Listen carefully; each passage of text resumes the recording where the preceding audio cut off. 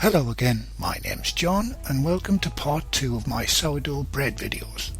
If you haven't watched part 1 yet on how to make a sourdough starter, may I suggest you watch that one first.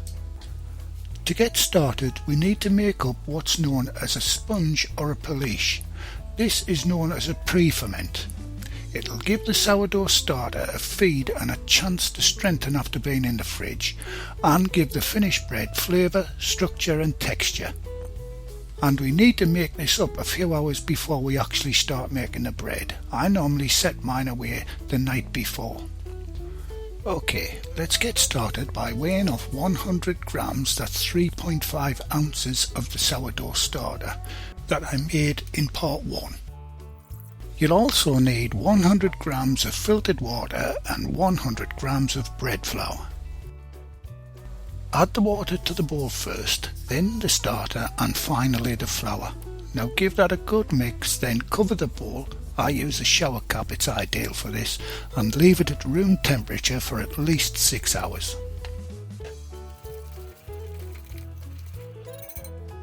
And like I said earlier, this can be done the night before you start making the bread.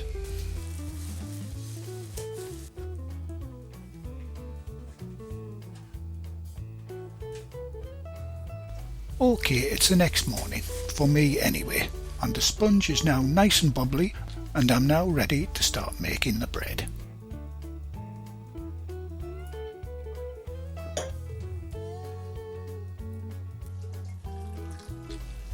The first ingredient to add to the sponge is 230 grams, that's 8 ounces of water. I use bottled or filtered water for this, followed by 1 tablespoon of oil. I'm using vegetable oil, but you can use olive oil if you want. Now give that a good whisk, then put the whisk away, or you'll be tempted to try and mix the dough with it. Next ingredient to add is the 460 grams, that's 16 ounces or 1 pound of strong white bread flour, followed by 1.5 teaspoons of kosher salt. If you use table salt, just 1 teaspoon.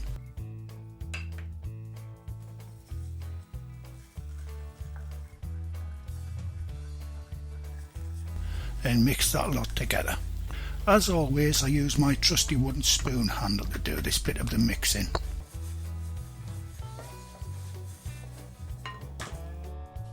Don't forget to scrape the sides of the bowl down. At first you'll think it's too wet, then as you mix it a bit you'll think it's too dry, but don't add any extra flour or water. These measurements are correct.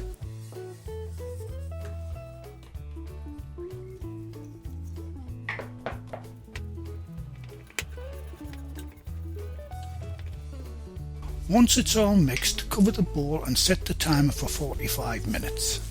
This is one of 2 45-minute rises in the bowl.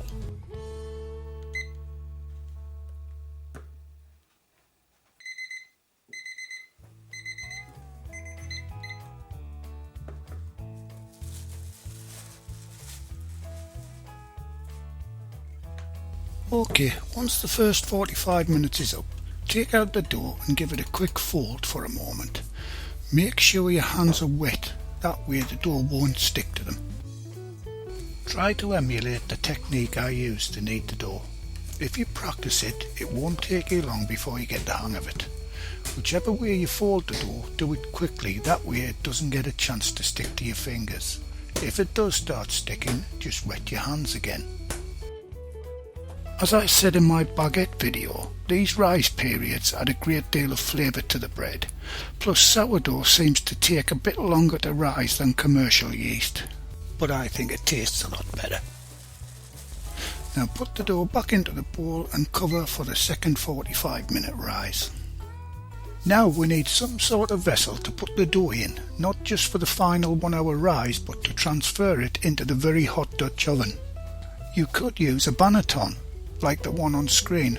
Just dust it with flour so it releases the dough into the Dutch oven, and it leaves a very pretty pattern on the finished bread. But I like sesame seeds on my bread, so I'll be using an 8-inch wok to rise and transfer my dough into the Dutch oven. Sounds a little complicated, but it's not really. Once you see how it's done, you'll see how simple it is.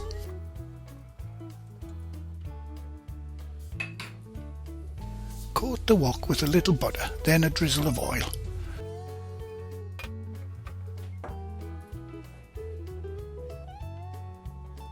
Then sprinkle on the sesame seeds, or whatever seeds you like, and as many or as few as you like.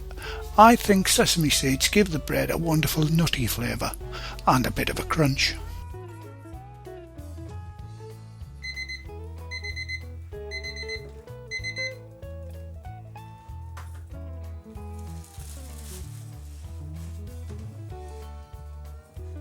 Okay, that's the final rise in the bowl, and it's starting to look full-bodied and smooth. I'll just give it another quick fold and get it into the wok for its final rise of 1 hour.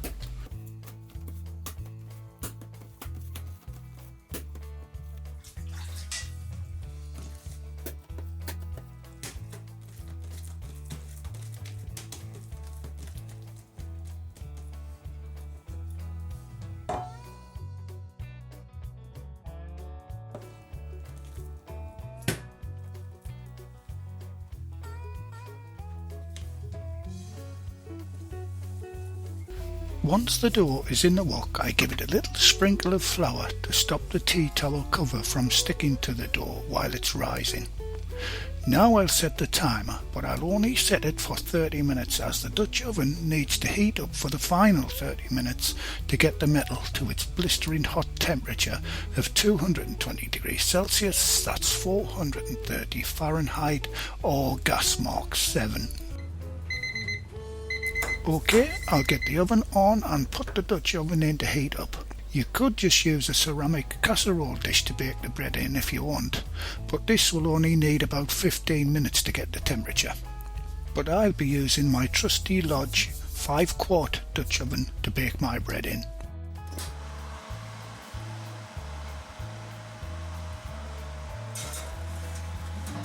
Right, that's the pot in the oven and the timer set for the 30 minutes the Dutch oven needs to get to temperature, by which time the dough will be fully risen and ready to bake. Okay, here we go. And I'll just say before we start, if you're doing this at home, be really careful. This pot is incredibly hot, as you can see by the smoke. I'll just wait a second until the extractor gets rid of it. And as you can see, the dough is well risen. Now I just tip the dough out of the wok into the pot, give it a quick swirl to centralise the bread and get it back into the oven as quickly as possible. There's no need to spray any water on the bread because as it's cooking in the Dutch oven it produces its own steam, which makes the bread nice and crispy. So I'll set the timer for 30 minutes. Once it goes off, I'll take the lid off the Dutch oven and let it cook for a further 3 to 5 minutes to add some colour. Okay, time to take the lid off. A little safety tip we use in our commercial kitchens is whenever there's a hot pan, or in this case a seriously hot lid laying around, it's a strict rule to put a lightly coloured cloth on it to tell other members of staff that this is hot. So I think it would be good practice to apply this rule at home too. Okay, the timer's gone off and the bread is ready. One thing you can't get across in making these videos is the wonderful smell baking bread produces. Right, I'll get it out of the oven so you can have a look at this beautiful bread.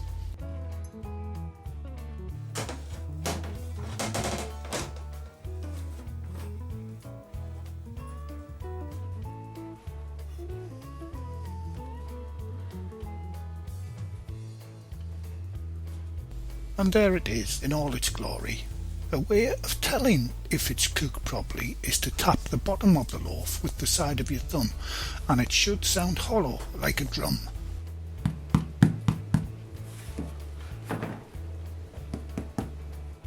If you followed all the steps correctly, there's no reason why your bread shouldn't be any different to this one.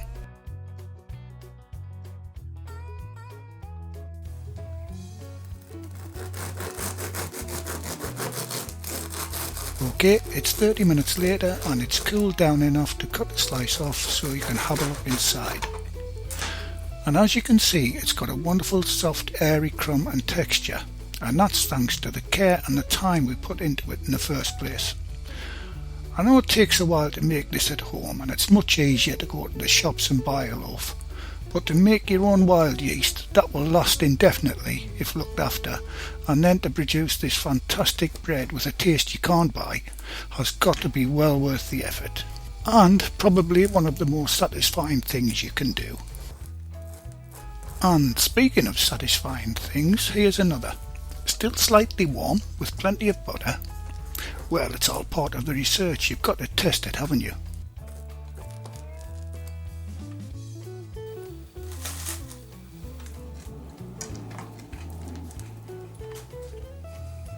Oh yes, absolutely delicious. Well, that's about all I can show you on how to make a simple sourdough loaf that anyone can make at home with some basic ingredients and equipment that will really impress your family and friends. Okay, hope you've enjoyed my video. If you have, why not check out my French baguette and cheese making videos. Please like, comment and maybe subscribe. Well, thanks very much for watching and bye for now.